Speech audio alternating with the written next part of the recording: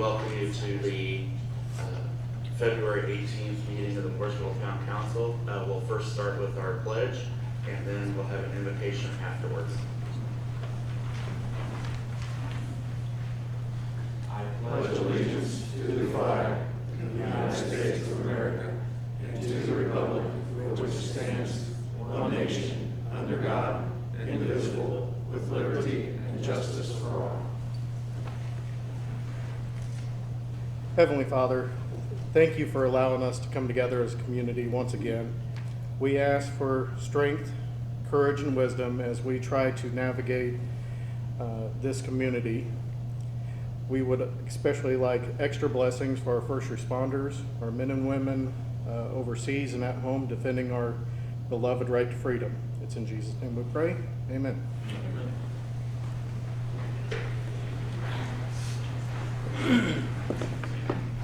Again, thank you all for coming. I'll now call the meeting to order. The meeting's in order.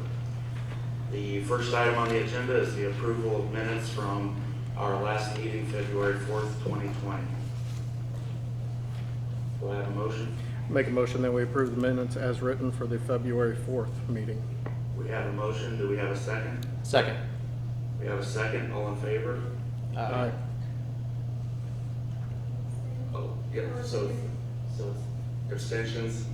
Sorry, so we have 3 with 2 abstentions. Motion passed.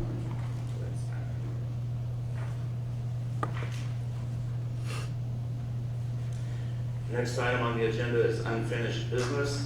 The first thing on that agenda item is public access policy review. And I think Mr. Warland asked that to be tabled until today, so let's start with him. I went through several of the, first off, I went through the state statute on public records requests. Pretty cut and dry. I pulled a few different communities. I'm going to say that ours was as well, if not the same, as far as being written. The only question that I did have was, out of all of the public records requests, ours is the only one that says, and I quote, is received back, town employee for responding to the date and time, the response is received back from that employee and along with notice to the town council. I couldn't find where anywhere else that it said the town council was notified on the public records request. So I'm not sure why that was in ours. Otherwise, it's well written compared to all of them. That would be the only question that I would have and the need for that. In your time on the council, have you ever received anything from the clerk's office regarding public access requests? We have received some, and I just kind of, I mean, I don't know why. I mean, I'd like to just keep ours the way it is. One thing that I might do is strike that. This just creates another burden for the clerk treasurer's office as far as presenting this to us. I don't know that we need it. You know, a lot of times we will get requests just like when we're having the roofing bids open up. People are calling and want to know if the bids have been open and who was awarded to.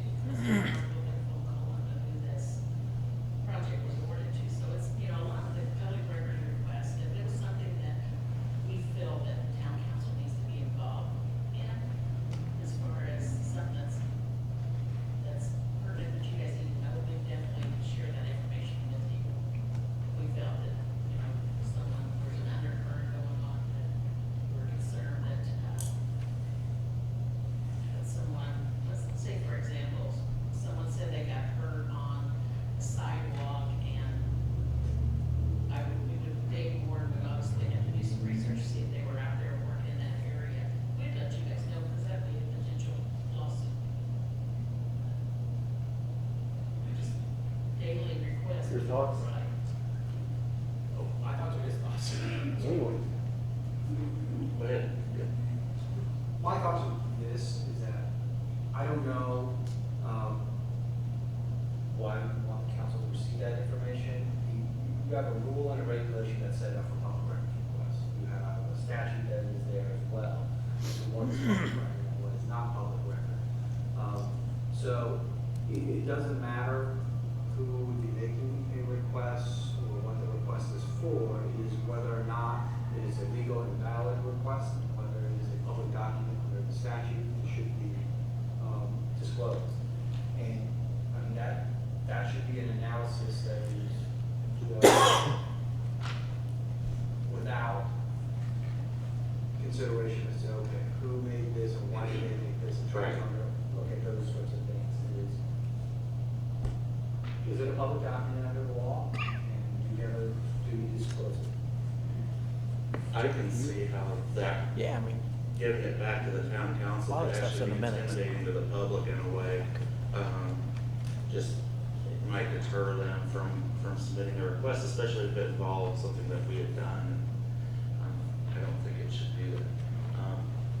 The thing that I was concerned about is that all of us, as elected officials, have access to the information we need to govern, that the policy is not used against any one member, and then also that it's not used against the media or against the public in any sort of deterrent or punitive way. Those are my concerns. Yeah, and it shouldn't be, and that's why we take the council out of that consideration, and just a strict review was, what does the statute say?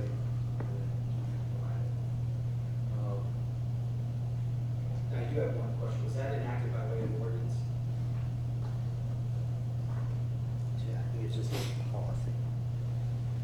Do you have to remember that? Was that an ordinance or just a policy?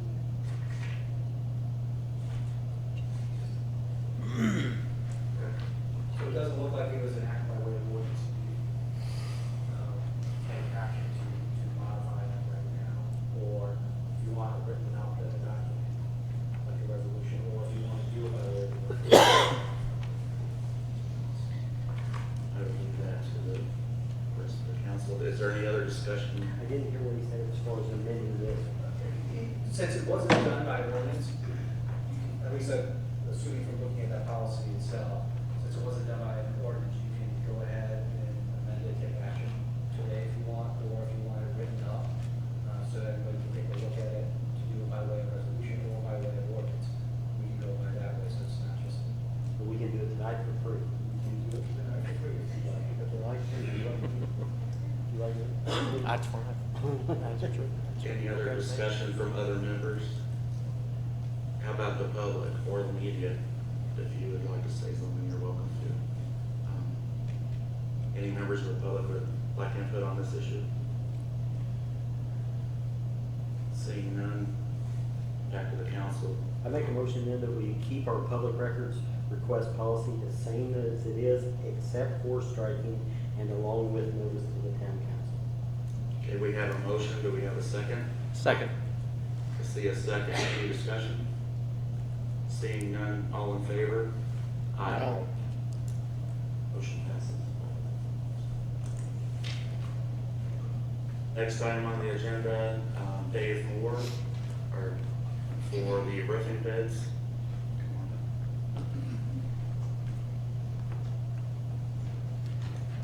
I had the opportunity to review all the bids that were submitted, and I provided you with a copy of my thoughts on it, and I feel that Josh Smalling with the lowest bid is probably who I would recommend to do the job.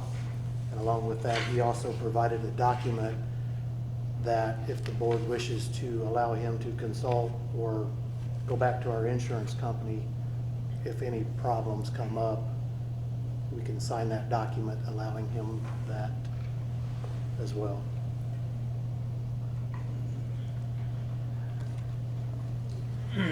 His bid was $74,221.04, And that's for both projects? both buildings. What was the total amount that the insurance company awarded to us?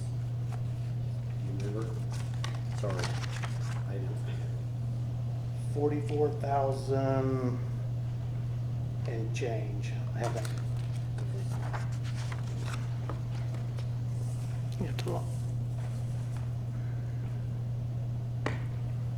These two here.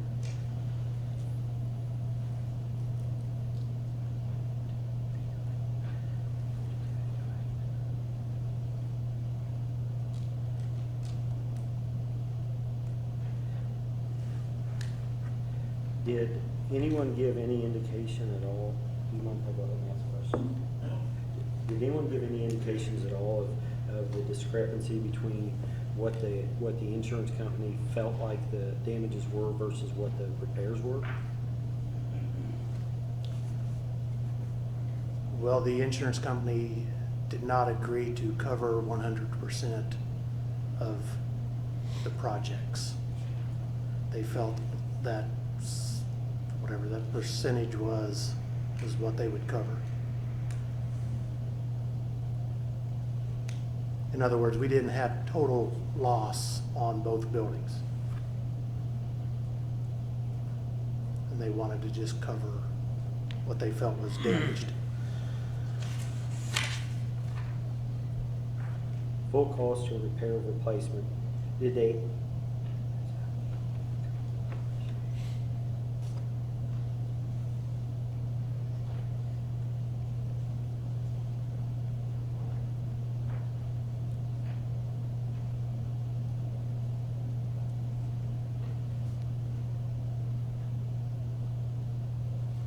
Okay.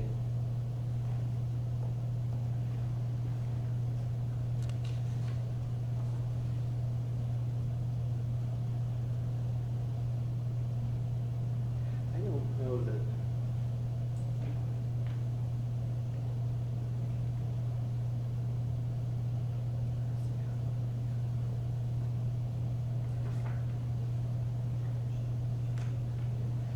Is that just telling us that they just wrote us a check and once we do the repairs, they'll send the balance of it? That's the way you're interpreting that.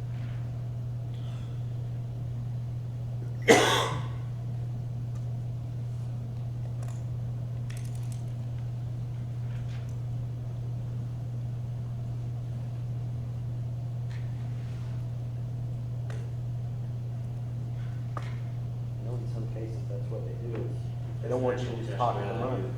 Yeah. Do we have full replacement? Do you know that? I have not seen the council check. Well, on this here, I do believe we have recovery or replacement costs less than deductible. But that is showing the cash value, but they didn't see the cash flow, what the price of repairs is. The way I'm assuming it says to recover the balance, you gotta let them know within 180 days. So you're looking at a 180-day deadline on this, get this completed. What is the date? Let's see, we'll send it another 7, so. Sorry. So we're 6 months, yeah, we're still good, I think, till April maybe. So you'll want to move quickly on this. I think there are other funds, additional funds that could be paid towards this. This is their estimate, the valuation that they put on this. They did take some depreciation out of it. Do you see that the depreciation is recoverable? I think that the cost for the repair, the actual cash value of the amount to repair, rebuild, and replace the damaged property is recoverable, not necessarily depreciation. But it looks like there's additional dollars that are available for it. So I don't think the depreciation is, under at least what I've seen here, a recoverable cost. But it will be essentially the argument of the depreciation is the depreciation. So they said depreciation. It's going to be the full cost of the repair or replacement, so line item 1 on these. If that valuation is higher, which from the sound of it right now, it is a higher figure, 70-some-odd thousand is what you're looking at for both of these. These come out to about 73,000. Yeah, I mean, if that's shown as 29 and 44, correct? Yeah. Did you mention a document that you said something about Smallman provided a document so that he could go further if he found more damage? Is that what? Yeah, he provided a document in here that would, if the council wishes to allow him to engage the insurance company to go further, deeper, if he finds things that they didn't find, or if the shingles are no longer produced and they can't match them, then we would give him the ability to talk to them and make those. Like to talk to them on our behalf? Yeah. But you would come to us Yeah. with overages or? Yeah, I instructed, or I asked him to keep us in the loop. And I'm not sure we said that's for this building, the government center here, and the town garage, correct? That's correct. And both of these are insurance claims if it wasn't clear to the audience.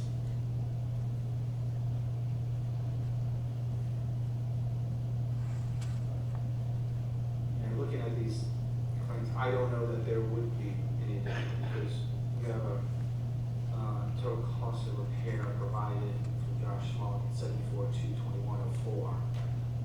Total full cost of repair replacement on here is 74,334.55. And what they've done is they backed out the depreciation. But is the depreciation recovered? And looking at it, without looking at the entire policy, I can't make an absolute statement. My guess is that depreciation is not recoverable. What would be recoverable would be an increase in the full cost of repair and replacement. So if your repair and replacement cost came back at 90,000, so let's say it's 45 or 45, then the same depreciation amount would be taken out of that, but your number would be larger because the full cost of repair is greater. Here, you got about the exact same cost of repair that they've estimated, so I don't know that there'd be any issue here without looking at the entire policy. And what, did Josh, is this bid on, did you say, hey, we're gonna replace this, but not this? Or did he give you a price on replacing everything? He gave a price on replacing everything. That's how I wrote the specifications. It was total replacement.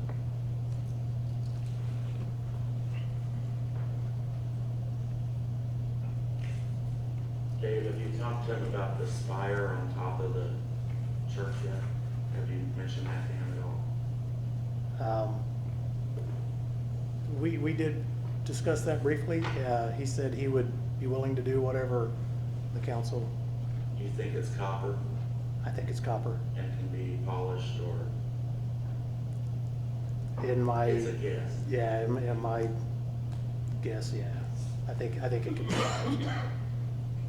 Whether it be CLR or some professional chemical that they could use, but the way that it's tarnished out green kind of leads me to believe that it's probably copper. Did he say he would look at it? Mhm. One other question I have, if I remember right, in that bid, he talks about a $2,500 scholarship to a Mooresville student. He did add into that he would commit to giving $2,500 to a Mooresville High School senior of the town council's choice. And the council would set the criteria for the scholarship and choose the recipient. Is that in addition? In other words, is he charging us $2,500 more to pay that? You know, that's my issue. I don't know, can we even accept the bid with that criteria? I don't think that you would consider that as part of your consideration for the bid. You can't stop somebody from making a donation or a Correct. scholarship. Right. So I would just not consider that provision in your consideration of who you would bid to. He did not indicate that $2,500 was part of the bid amount that he submitted. I just don't want it to overcharge for the roof. I was in his See what office I'm earlier in saying? the week discussing that. What's that? I agree with you. I was in his office earlier in the week discussing the same topic. It's a I agree with that, yeah. gesture. It's not like I Right. don't want a person to have a scholarship, but I don't know that I can answer for the public that they want that, Sure. you know.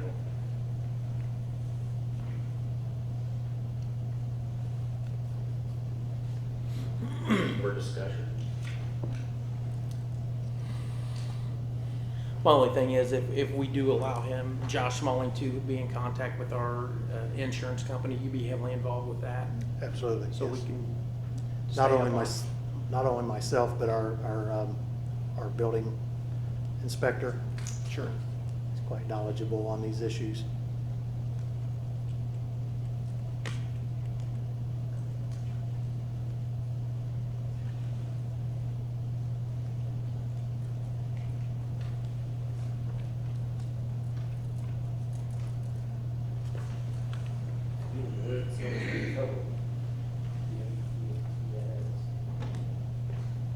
the second page of this?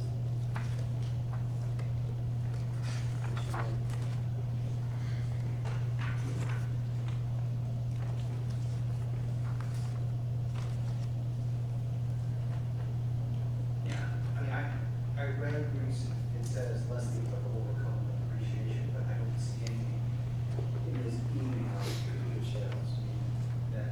Well, I guess my problem is if we got $42,000, I wanna make sure that we can fund the other $30,000 for the repairs of work. And I don't know that based upon this email, I don't have enough information to say, oh yes, you're gonna be able to get that through your insurance company. But I need more information like that.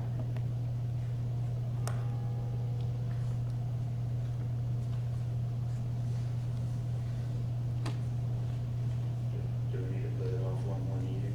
Or- Well, my concern about putting it off too far is that you have a 180-day time period, which you've got to get all of this resolved in order to be able to get any of your actual cash value if there's something in excess. So, regardless, if the council has made the determination that they need to, you have to make a change to this roof, and if Josh Mullen was the lowest responsible bidder, and that's not going to change what's going on. It's gonna, the work's gonna be done in the background to see how much you can recover in addition to. Any other option is more expensive, and so the gap will get bigger. And next meeting will put us past the 180 days, is that correct? Don't know if it's saying. Or right on. Ordered or complete. I mean, this is saying to recover any excess actual cash value, we must notify the intent to rebuild the site's damaged property. So we've already told them that, but we actually have to have final invoice from the contractor, signed statements acknowledging that the work has been completed to our satisfaction. So I think at very minimum, we need to get things moving. Yeah. I make a motion that we go ahead and do this, but we try to get some clarity on recoverable parts. We do have the funding with CCD to offset any shortfall. I'd rather it not exceed that unless insurance is going to pay for it. I would give him the authorization to contact him. And I think just a quick call to our insurance agent and say, do you read this as recoverable depreciation? We'll clear that out. So that's in the form of a motion. Can I give the public an opportunity real quick, if they have, anybody have any comments? So we have a motion, do we have a second? I'll second. We have a second, all in favor? Aye. Anything else? Nope. Thank you, Dave. Thank you. Thanks, Dave. Dave, will you reach out to Larry tomorrow and get a clarification on this? I will. I'll provide a copy to everyone.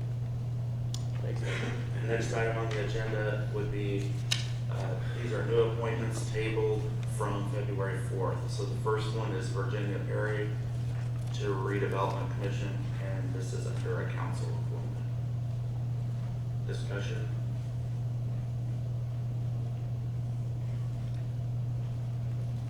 I make a motion to approve Virginia Perry to the Redevelopment Commission. Okay, we have a motion, do we have a second? I'll second. We have a second, all in favor? Aye. Opposed? Abstentions? Okay. Thank you. Next appointment would be Councilman Stanley, Destin Stanley, to the Morgan County Economic Development Corporation. And this is a council appointment, but it's also to the executive board of the Morgan County Economic Development Corp. Do I have a motion? I will make that motion. We have a motion, do we have a second? I'll second. We have a second, all in favor? Aye. Opposed? Aye.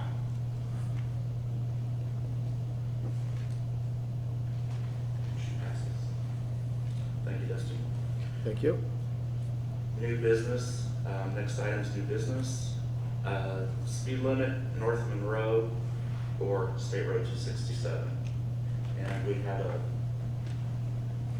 a gentleman that's asked this to be put on the agenda, so if you could That's the come up and nicest state your thing I've name. been called all week, Shane. Gentlemen, please state your name for us. and I will. address. I'm Doug Coddington. I live on Denny Drive, and I'm addressing the speed limits on 267 where Northridge meets 267, which is right across from Easy Way Rental and Forest Commodities. To make a left turn out of there at certain times of the day, as Shane knows, he lives there, it's an adventure. Right turns are not as bad, but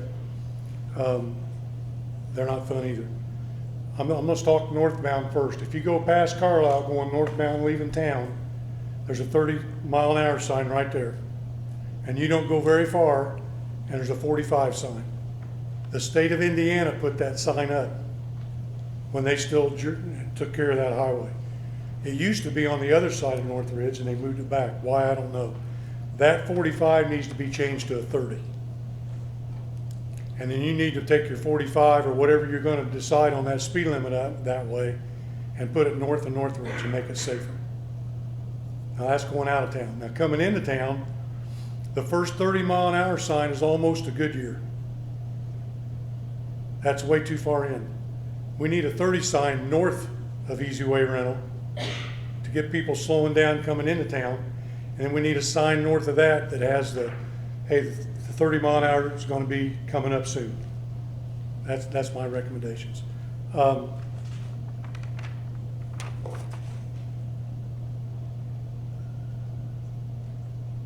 Please change these speed limits. It's an issue for everybody on Northridge, everybody lives on Denny, and anybody comes up there and visits. And I hope this never happens, and it hasn't yet.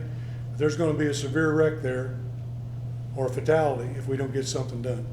Because as they're leaving town, they see that 45, they're flying, and it's around that curve, and you can't see them. You just can't see them. Thank you for your time. Any questions of me? Shane? You came to my house a couple of days ago with Sunday. a petition. Did you bring that? It's right here, yes. Did you want to turn that into? Yes. I didn't sign it because I live there, but Conflict of interest, I understand that. And it's not everybody in the neighborhood, but there's a lot of them.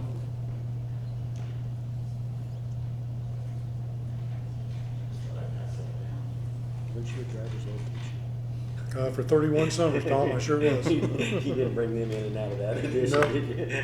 Nope. before, are you through speaking? I'm done, yes. Okay. I didn't want to cut you off. No, you're fine. We have a gentleman from the school system on this same issue that I know is here, so I thought I'd have Mr. Cook come up.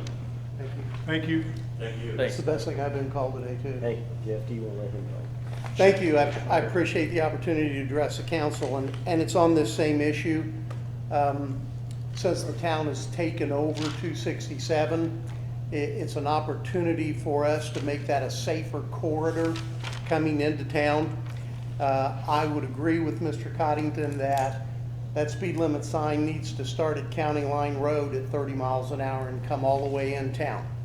The issue that we would have as a school is that we have a lot of kids that cross 267 coming from the apartments.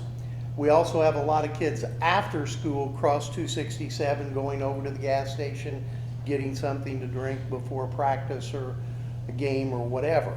So we have quite a few kids crossing back and forth. We also have kids who come from Newbie. Maybe they're a younger brother or sister there at a contest at Newbie, and they're walking over to the middle school for something else. We need some crosswalks painted on 267 in order for kids to cross in a safe area. And we also probably need some flashing lights or something of that nature right there at 267 in Carlisle. So I would like to see that speed slowed down from County Line Road, because if they're coming 45 miles an hour, they don't get slowed down before the school crossing. And that can be an issue. And we've had quite a few complaints on cars going through there, the crossing guard in front of Newbie and so on. So the school is willing to participate with the town in doing that. We would volunteer some financial support too, whatever it would take. in order to get the speed limits changed and to get some crossing walks painted on there.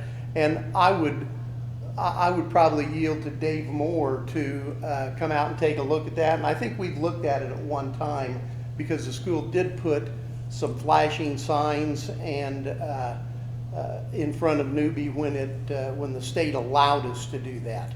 So I would agree with Mr. Coddington, that whole corridor needs to be a lot slower coming into town right there, and some crosswalks for our kids coming to school, to and from the apartments, to and from Newbie, and so on. So any questions for us? Well, again, we would provide some financial support in order to make those things happen, and would be a good project for us to work on together. Any questions? With Newbie School Zone, could it be extended down the hill in front of, to Carlisle, for example? As They come down the hill and it's by accident, I mean, it's hard to keep your speed through there. Yeah, it is. It is. Sure, I mean, as long as the town controls that, we can extend that any distance we want down through there. And I believe that road was originally controlled out of Crawfordsville? Is that correct? Yeah, okay, Crawfordsville, when they controlled that several years ago, I went over there and talked to those people, and they weren't willing to budge on any of it. So now that we control that road, we have an opportunity to make some changes that's gonna make it safer for all of the kids in that area. So, again, I would like Dave Moore to be involved in coming out and taking a look at that, see where we can paint those crosswalks. And again, the school would be willing to support some flashing lights or whatever else we need in that area. I appreciate you coming. Since we're taking, having people come to the microphone, anybody else from that area that would like to comment on this agenda item? Tommy, did you have a question? No, Oh, Oh, did you have a question, Tom? Go ahead. I'm sorry.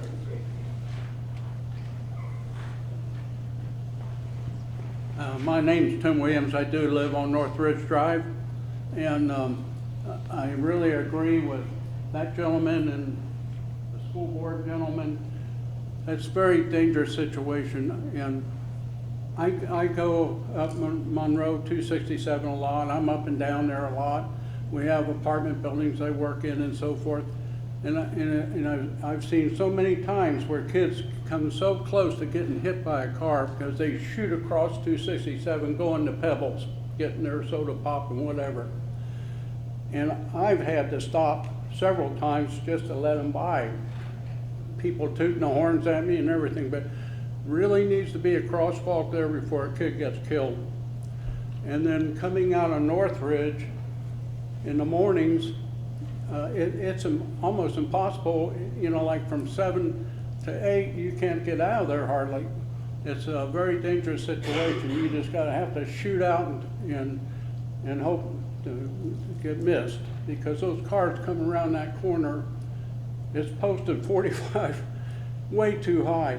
When it was posted at 30 miles per hour, it was still bad because they speed up. As soon as they get past Carlisle, they speed up, and they're going 40, and with a 45, they're doing 50 before they hit Northridge. So it's a very dangerous situation. I hope something's done about it. I'd hate to see some kid get killed, and I'm afraid it's going to happen, or we're going to have a serious accident coming out of Northridge. So thank you for the opportunity. Thank you. Anybody else from the audience? Or Mr. Wogan, do you want to ask them your question real quick? And Rex, you may be able to help me a little bit better, Dave. We have a sidewalk on the north side of Carlisle there.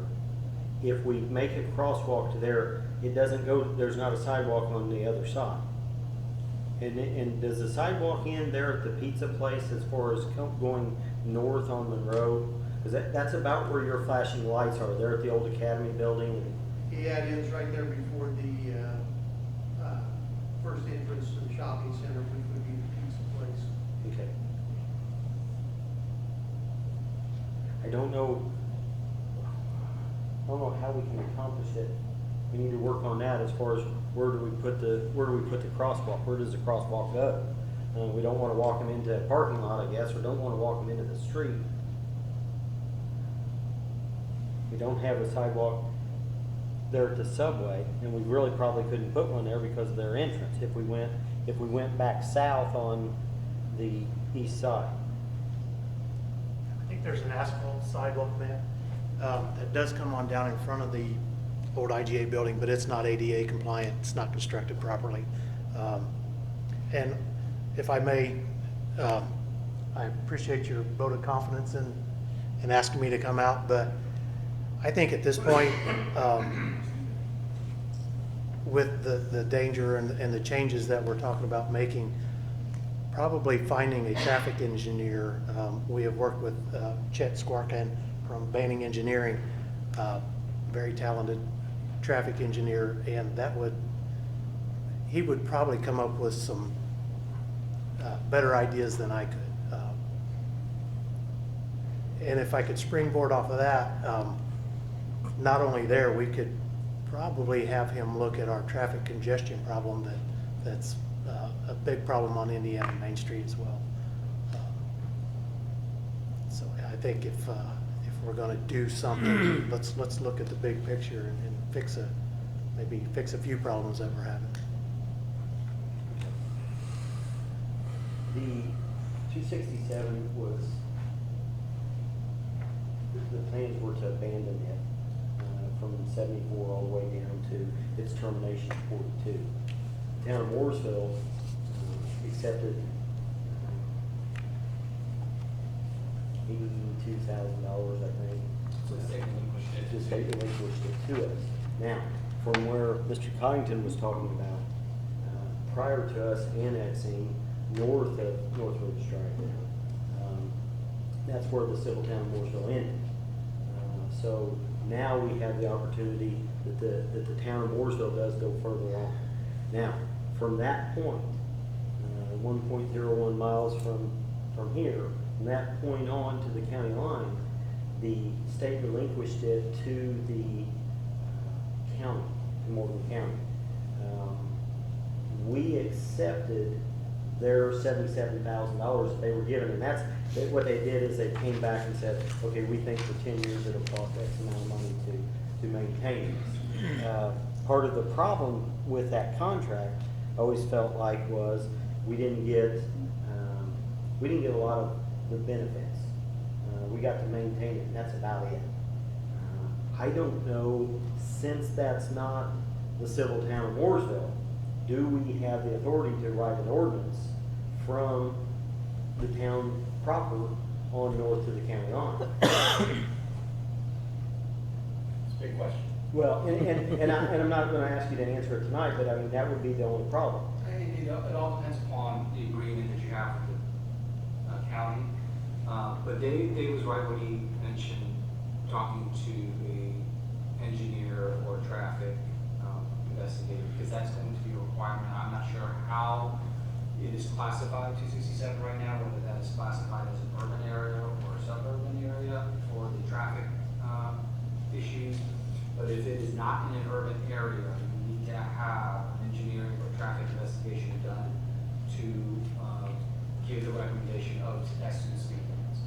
Now, if you go through that process and get that engineering study done, and it says that the proper speed limit is all the way to the county line, 30 miles an hour or whatnot, then that's something that we could go to give to the county, and the county then has that, and it would be incumbent upon them to change it. Now, the reason why you have to get a traffic study done, and you have to listen to that traffic study, is one, in order to continue to qualify under the statute to do that. Secondarily, liability reasons come into play. If you change the speed limits to something that is not what is required or recommended under a traffic study done by a certified engineer, then you open the town to liability for any accident that happens. So that's a lot of stuff there. But my recommendation would be to engage somebody to get that that traffic study done. Hopefully, they'll say, yes, the speed limit needs to be this all the way to the county. How far can we how far can we push the limit with a school zone? Is there or is that a I question? think there's a geographic location on the school zone, I don't know that off the top of my head. We can't push it all the way to the county line? I don't think that, then probably go, beyond.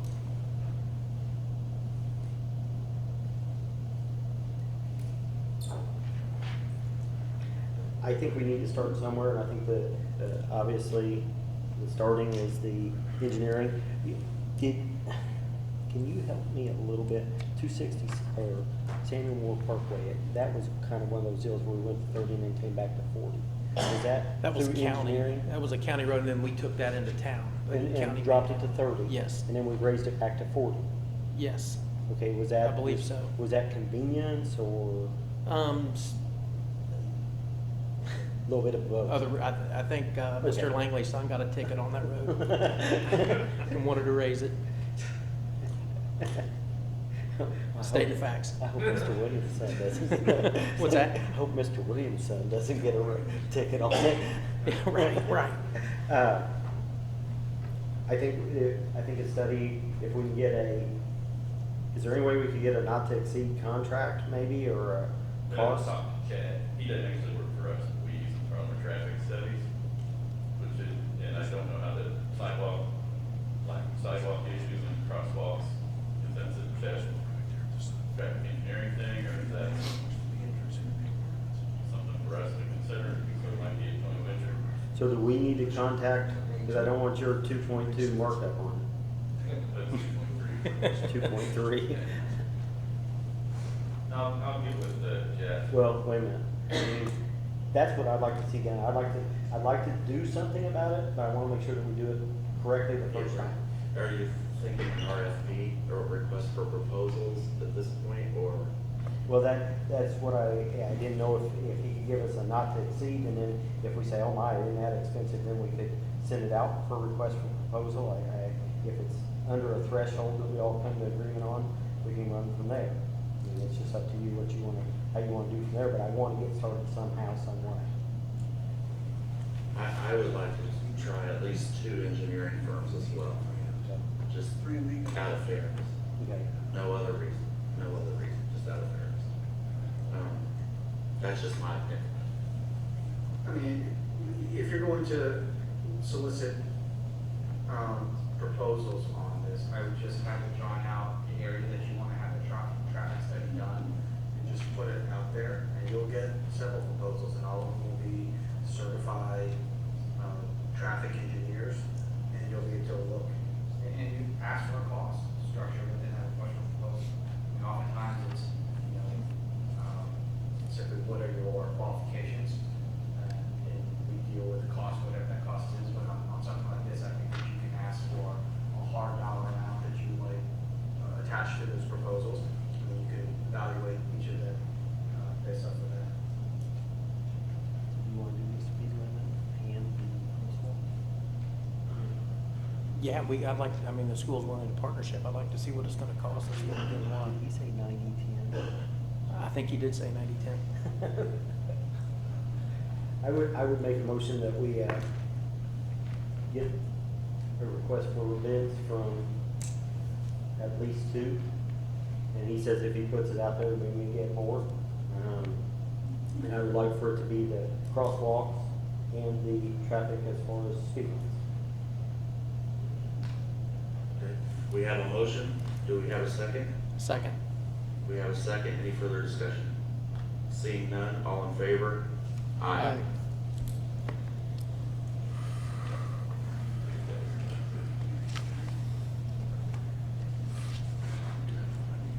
Next item on the agenda, year-end appropriation transfers. Would you mind explaining this? That's why, I'm only into this for about 6 weeks, so Debbie Moss is on side. And she's open up and explain the process to you, and there be some questions. Okay. Thank you. Hey, you have this to sign.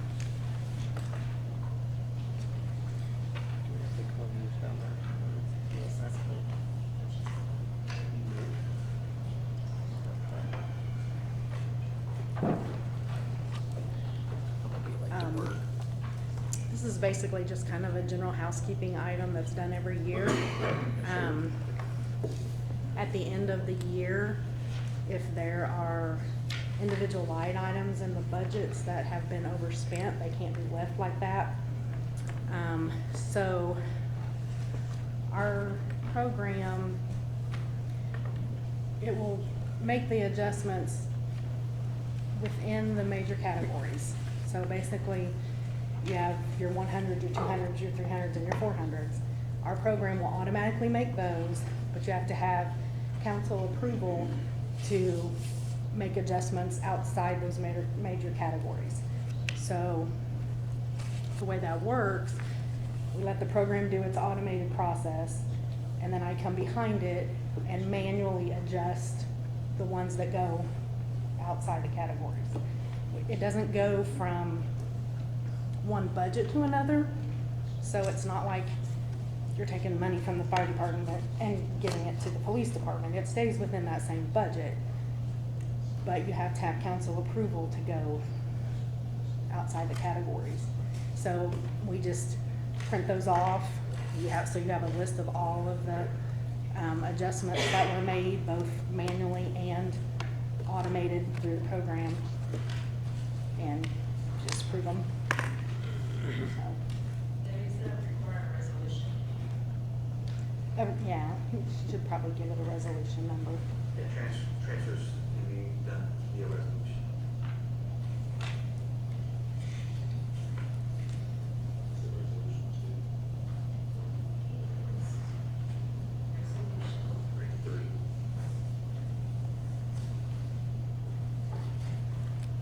Need a motion? Motion to approve resolution 3, 2020, a little bit of housekeeping and cleaning up the funds. We have a motion, do we have a second? Second. We have a second. All in favor? Aye.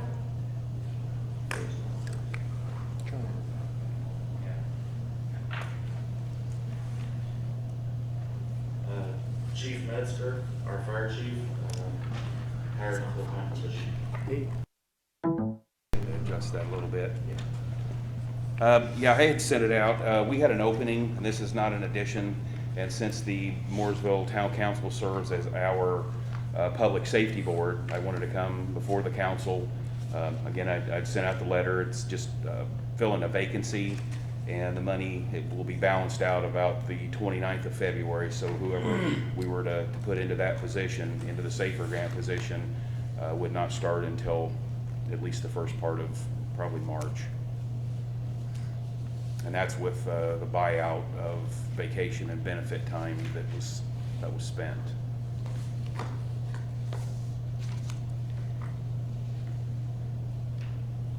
This, and unlike the police, well, this issue came up with the police chief a few weeks ago where we were questioning why he needed to come to us for an already approved position, already appropriate position. But this, since this is the safety board, so. Yeah, because they have their individual boards and I don't, and since I don't, it reflects back to you guys, so. Any discussion? Do you have a motion? Motion higher, fill the position. We have a motion, do we have a second? I'll second. We have a second, all in favor? Aye. Thank you. Thank you, Chief. Next item, new board appointments and reappointments. Mr. Brian Culp is an executive appointment to our redevelopment commission. And since he's an executive appointment, I'll approve the appointment of Mr. Brian Culp, who's here in the audience. So we thank you, sir. That's it. Okay, next item on the agenda, this is a discussion item on the comprehensive plan update. I put this on the agenda knowing that our comp plan was done, I think, in 2009. So I wanted to see if other members of the council would be at least willing to discuss updating that plan for the future of the town. In the plan, it talks about updating it annually, why that may not be necessary. I think a decade is worthy of consideration, so that's why I put this on the agenda. Any thoughts from the council? I apologize, I don't know how much it would cost to update on house. Depends on how in-depth you get. If you're doing a whole new plan, it would be substantial. Updates, you can probably still get into the 5 figures. But if you're doing a full-blown new comprehensive plan, you're looking at 6 figures, would be my estimate. Or to the engineer, the rule, but, I've not seen a new comprehensive plan for less than 6 figures. This one was done through a grant, am I correct, originally? I believe it was, yeah. Might be able to, Ford County just did theirs, and they had, committees and several meetings, on that with the committees, and, there's not us, but another engineering firm spearheaded that effort. You probably contact, Laura Parker, who was planning, and ask her what that cost was, or she can find out what it is if she doesn't know. Because they did total for you. 6 figures left or right, I guess.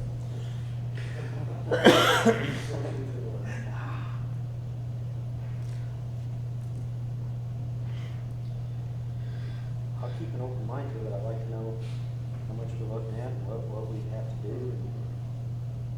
Want me to do some research? I'm happy to call Laura. I know Laura, I've worked with her in the past, and I've got to call her on other issues, so I won't be concerned about it on that one. I'm just gonna ask her what I have around that. Put it on her clock. Do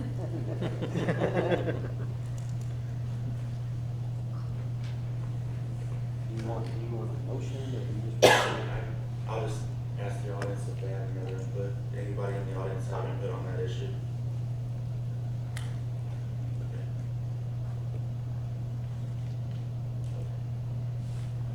Hi, Dana Heidenreich, 157 North Indiana Street.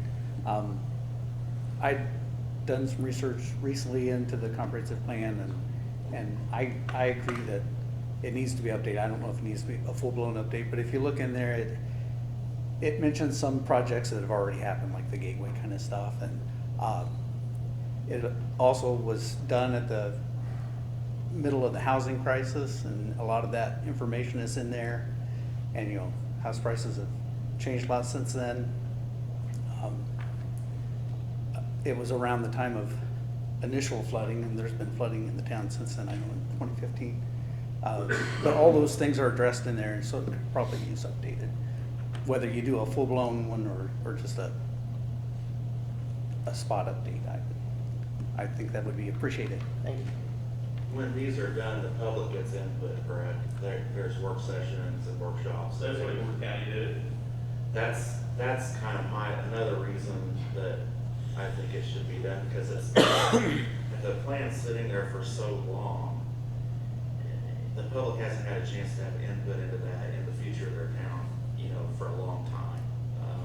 And I think that's another reason to have it updated, or at least look at doing it, you know? So should we get a motion for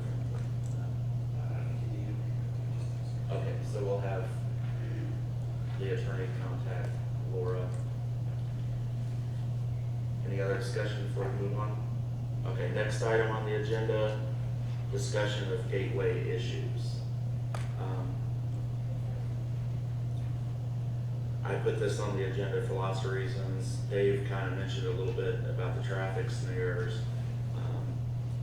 I personally see lots of issues in our gateway, whether it's run over medians, our torch lights flicker, they're not working right currently. I saw them last night. Bump outs causing problems. The light pole on the southwest corner of Indiana. I see a lot of problems with it, and it doesn't look like the pictures that were shown the public. And I'd like to try to do something about it if we can. That's my opinion. So with that, other board members can speak, and then we'll have the public speak as well.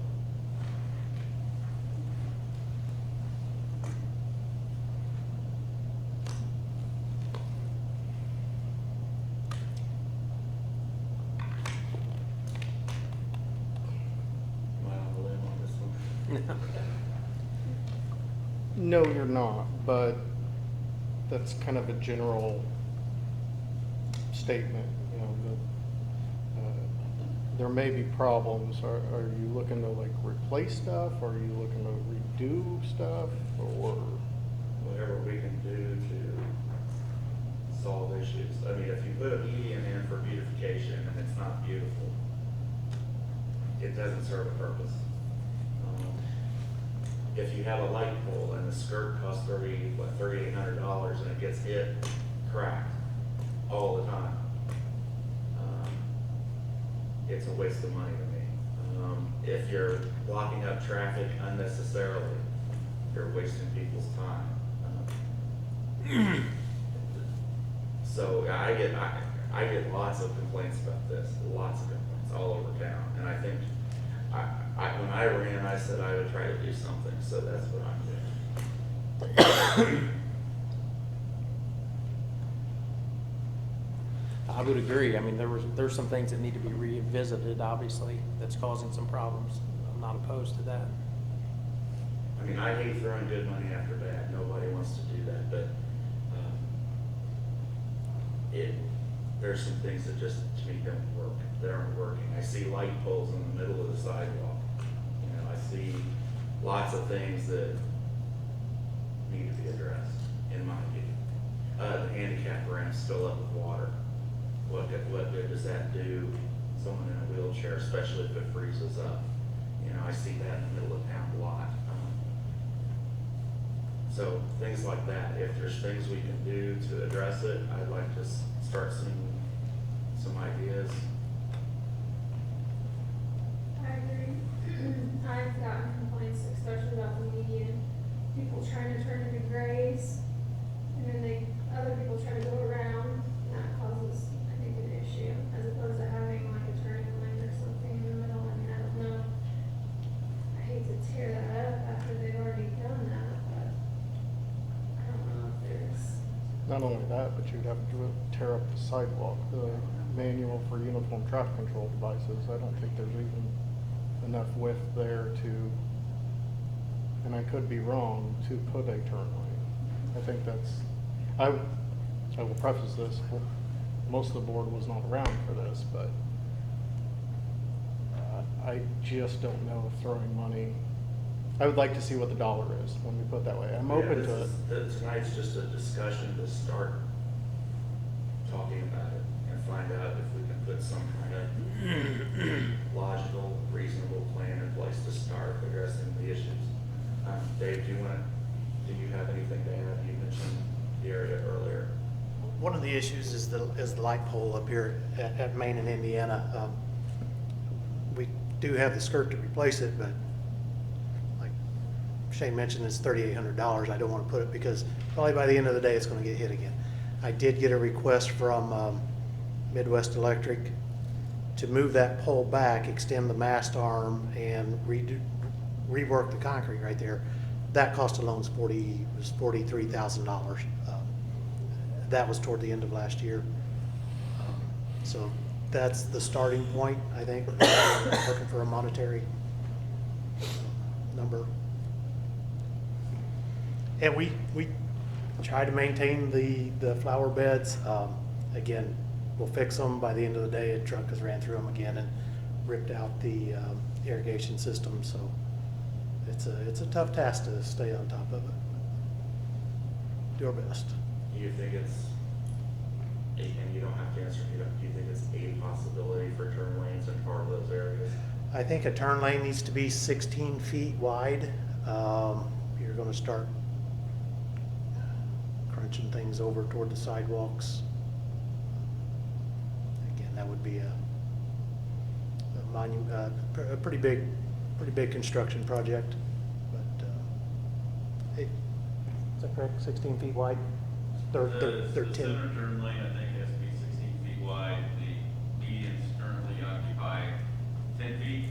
Correct. So I think to accomplish that with the down south here, to have turn lanes, you're gonna have to widen the road 6 feet, and then you're gonna move all the poles back, and then it could impact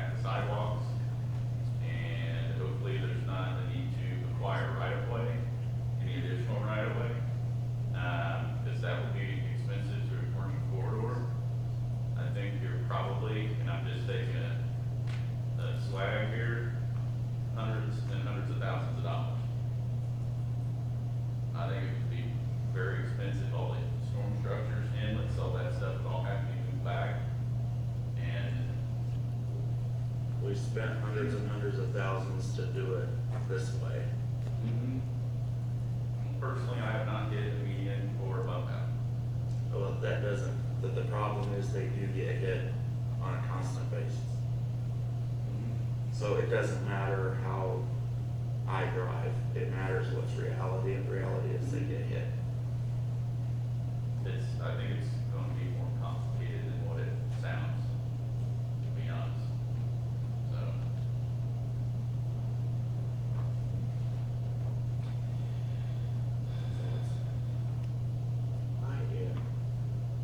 Well, it sounds like bond proceeds were utilized for this That's project. And so before you can do anything, you need to go back and read the bond ordinance to see what obligations were made tied to that funding, to see how long it's gonna stay.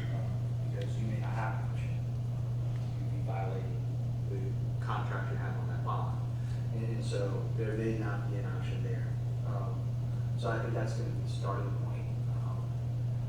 And once you make a determination there, to see what your possibilities you have, then from there you can start considering other things. And if you don't want to expand the road, then, I mean, I'm just trying to think that, it's still 2 lanes both way directions, right? So one option is go down to 1 lane, but then you're dealing with a whole bunch of other traffic issues. And like I said, I would be reticent to do anything with traffic flow, speed limits without the traffic study, because you're opening the door to liability outside of just the costs that are associated with the change in the roadway.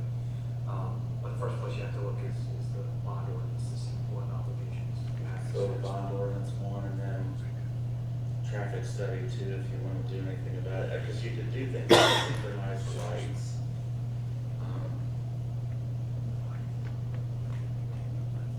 I don't know if you can remove some of the bump outs or shorten them. That's, my recommendation is, let's take a look at the bond ordinances. So was that through Barnes? Did Adam? That was through the redevelopment board. Correct? Because that was Yeah, before redevelopment. me. There was a bond ordinance to the redevelopment board. Yeah. Yes, through the redevelopment. So Adam, So then we'll want to contact him to pull the bond, to look at that. that's him. And to start, Huh? once we go from there, then that'll tell us. But I think redevelopment should help address some of these issues, because that's where the issues came from. I'm gonna say that once, and then that's it. Any other discussion of the audience on gateway issues?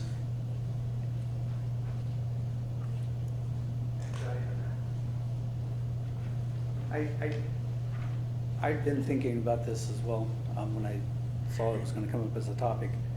I realized it would be expensive, and you guys would have a really, hard sell, undoing all the money that was put into it. So I was trying to think, maybe some suggestions of different ways that things could be done. And actually, before the medians down there, the traffic study that was mentioned, I think would be important, because I think the biggest traffic problem in town is not being able to have a left turn lane coming south on Indiana onto Main Street. And if something could be done there, that would probably be the best thing for the traffic.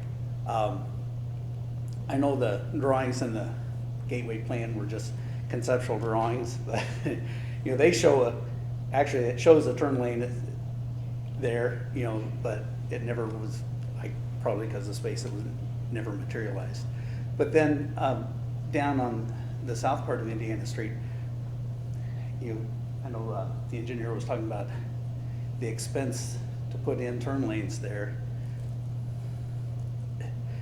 This is just an idea to throw out, but I know if it were a newer commercial area, they would want limited access and then like a distributor street. I don't know if it'd be possible to put a little access like behind the police station, behind the gas station, would go to Gray's, go to the north of the police station, and, you know, maybe that would give access where you could limit the turns going south to the stoplight, and then they could go in and go where they needed to go. Something like that. I'm sure a traffic study guy would know better than me. But. Thank you. Anybody else on gateway issues?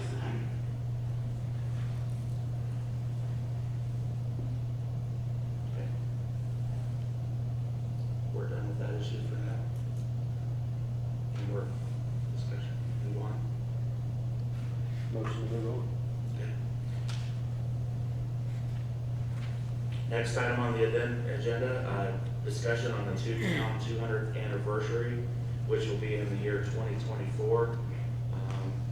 So what I was thinking here is that we would start a discussion now on how we want to proceed on formation of committees, and because I think this will be a huge event for the town, a great event. And I'm assuming it'll be a year-long event all throughout the year. So I just wanted to get this out into the public purview now and start a discussion on what to do.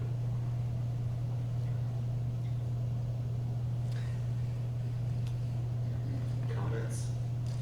That's a long way away.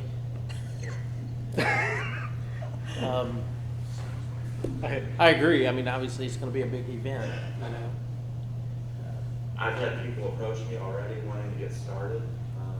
Good. If you plan a year-long celebration, you better take your time, and it's gonna be coordinating a lot of people. You know my schedule. I don't know what I'm doing tomorrow. I personally think you should assign or talk to Mooresville Main Street. I've talked to Andy Taylor today about that. Okay. This is kind of right up their wheelhouse, that it's business and community-driven members that serve, so. And you may know the current president, I'm not sure. Okay. I just wanted to get it out there. Do you want me to just start, Plan the party? yeah, making proposals? Is it gonna be a about- costume party? I was gonna say, can we have balloons? Can we have it pinata? If it's of you. Oh, you'd have people saying, It's a we very can pay for those tiny- improvements. We can pay for that comprehensive plan. There you go. You know, they came to us in 2017, said, hey, we're gonna redo High Street in 2021, and I thought, that's 4 years away. Here we are. So, move forward. All right. I'll get some proposals together and maybe present them to the council about committees and Oh, about time. I know Dave Reddick mentioned that he might be interested in doing it. He did the bicentennial of the state with the torch run. He did a lot. He had a lot to do with that in Oregon County. Oh, I agree. I think that there's tons of opportunities. Oh, yeah. So, It'll take some planning to do it right. Absolutely. Do we have members of the audience that would like to say anything about that issue?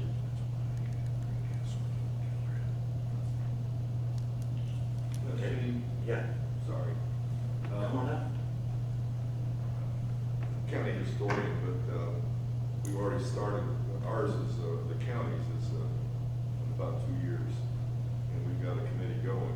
It's kind of difficult to decide, you know, I think you have to kind of reach out and find people who are interested, Yep. and then make that, you know, known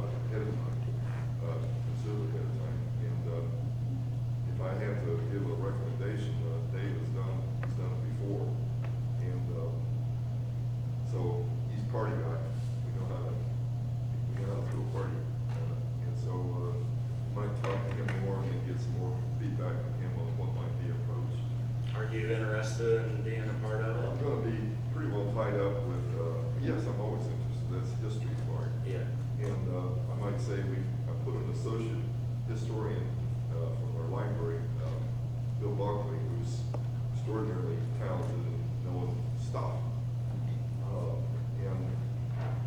But I'm going to be working pretty heavily with because we're 2 years away. I'm not, our committee is just kind of getting off the ground. And I think we even talked about putting Dave on it, so he might be a transitional person, but it's kind of it's good that you're beginning. I'm not sure that the appropriate step is to talk to the Mooresville history group. You have a county one, and I'll bring it to the attention of the partnership and the Mooresville and Morgan County leadership, but it's kind of a town thing. And I don't want to infringe upon, I don't want to crash a party, and we won't, but I think we need to work together. Yeah, that sounds great. And if the council's okay with me being a point on this for a while at least, would you like to help me with that? Sure. Okay, so Jessica and I will kind of work together and maybe form some kind of organizational chart or something that will present it back. And I'm good. I'll help start. You can start soliciting people. I'll start doing that too. I think there'll be a lot of people that want to serve, want to do this. A lot of organizations as well. But that's Don. Oh, sorry. That's okay. Tell me who it was. For the record, Don Hunt. Okay. Next item on the agenda, department head reports. Do we have any reports? Okay, seeing none. Okay. I'm just gonna do the 2019 year-end report since I wasn't here to do that, and I'll give you the kind of the short version. 2019, we responded to 1,764 runs. Out of those, 1,296 were medical. Fire calls were 130, and out of those 130, there were 52 actual fires. 58 motor vehicle accidents, 9 of them with entrapment, and then 404 other type of calls, which would be fire alarms, hazmat calls, illegal burns, stuff like that. It's not categorized. That's all I have. Any questions? Stay busy, good job. Thank you, Chief. Next item on the agenda, legal. I feel like I've talked a lot this meeting, but I do have an issue that I want to bring to council's attention. We have 2 projects going on right now. One is the expansion of Merriman Road, where we need to acquire some real estate in order to fulfill that. The other is the phase 1 of the sewer that is coming through. There are a number of properties there that we have to get right away on. There are a few of those that we are just absolutely not going to be able to get anything done, including one, I believe, that's owned by Vinod Gupta. I've dealt with him out of Terre Haute, and he lives in Florida, so there's not going to be any progress with that. So my request to the council right now is, because these projects are ongoing, because we need to control the right-of-way in order to keep the cost of the projects down themselves. My request would be that I be allowed to reach out to an appraisal who is not certified to begin the appraisal process for the right-of-way that needs to be taken. That will allow the town to properly engage individuals to acquire the right-of-way prior to eminent domain, but in the case that eminent domain is necessary, such as the Gupta property, that it is also the first step for that as well. So it's attached to 2 separate properties, the Merriman Road expansion and phase 1 on the sewer.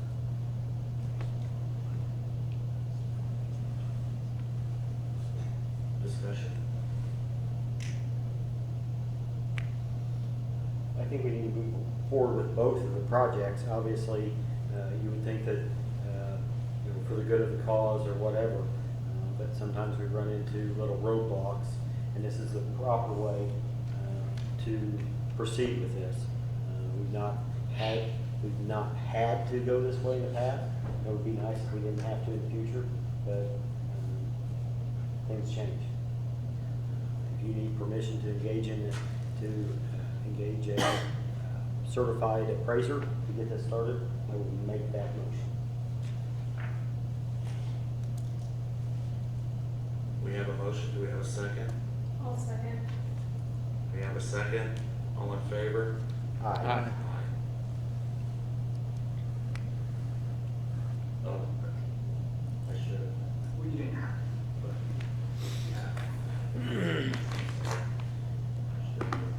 It's already voted on, but any members of the public want to comment on that? Sorry, that's my fault. Anyway, we're to public comments, and this public comment section is your time to speak about anything that wasn't on the agenda tonight, anything you want to say. Do we have any public comments? Seeing none. Next item is motion for the approval of claims. Make the motion we pay the claims, $366,754.20. We have a motion, do we have a second? I'll second. We have a second, all in favor? Aye. Motion passes. Next item, town council comments, this is the non-voting councilman to say. I provided for each of you a proclamation recognizing April 1st, 2020 as Census Day. As set out by our Constitution, every 10 years we're going to count the peoples. We engaged in a partnership with all of Morgan County to create a Morgan County Complete Count Committee. This is something in the past we've done on our own as far as a town. It's been extremely it's been extremely nice having the whole county working together on this. One of the things that the Complete Count Committee had asked is that all of the incorporated areas sign a proclamation. They want it done by every incorporated area's last meeting in March. I jumped the gun because I want to be first. This was actually a template that was sent to us. I don't know when Martinsville's going to vote on it, but it came to us with Martinsville's and names like that in there, artesians and silly stuff like that. Julie went through it and brought it up to town standards. I don't know that we have to approve it tonight. There is a Complete Count Committee meeting tomorrow night at 6 o'clock. Everyone is welcome. And if I take it down there, I may get the door prize. Maybe a pinata for the party, I'm not sure.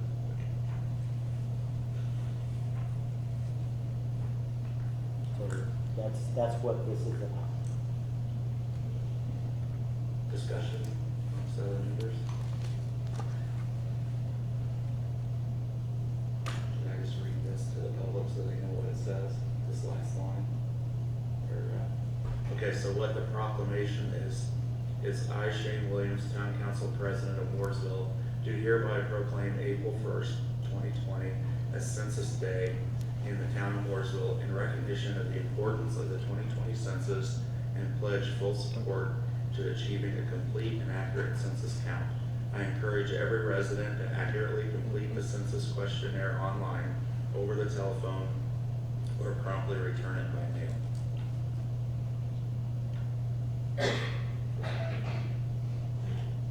Anybody from the public want to speak about the proclamation? Is anybody against it?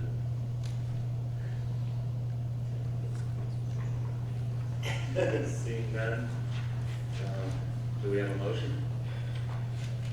I'll make a motion that we sign the proclamation and we recognize April Fool's Day 2020 as Census Day. We have a motion, do we have a second? Second. Sorry. Go ahead. Give it to Jeff. Okay, so we have a second. All in favor? Aye. Aye. So the motion stands. If I could get you to sign one of those, I'd like to take it with me for tomorrow. And then I would assume maybe we'll get a frame and flashing neon lights and put one up somewhere here. The proclamation is signed. Sign zone delivered.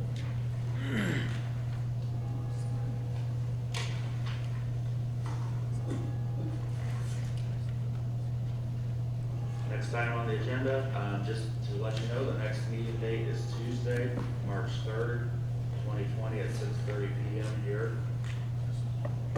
Do we have a motion to adjourn? Make a motion, we get out of here. Or We have a order motion. pizza. We have a second?